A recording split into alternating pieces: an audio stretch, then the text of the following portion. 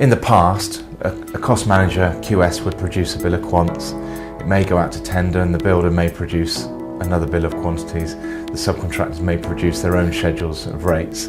So we believe that to embed all the quantities information within a model at an early sort of common data environment stage in a collaborative manner where everyone has access to the model should enable one set of common data to be used throughout the project, rather than in the past a contractor may have produced a bill of quants, an M&E contractor or consultant may have produced a schedule of rates, the QS might have produced a bill of quants or a cost plan, and that's 4 or 5 times the work that is that potentially could be necessary to produce that cost data.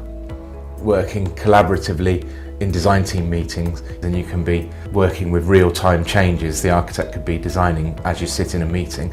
You can be potentially working towards, with the various pieces of software that each individual consultant has, potentially working towards reporting and producing change management there and then in a meeting. That's the sort of holy grail in terms of collaboration and working in BIM.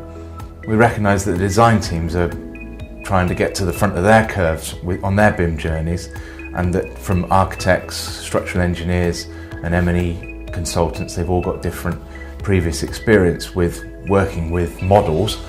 Structural engineers have been working with models for years. Architects have been working in Revit and with models for a long time.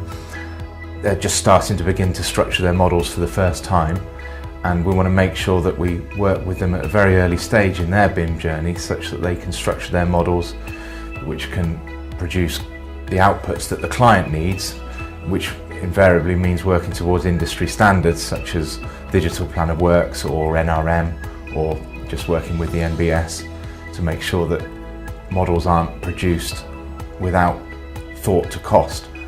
Therefore, consistent quantities should be able to be produced from their models in line with industry standards such as NRM.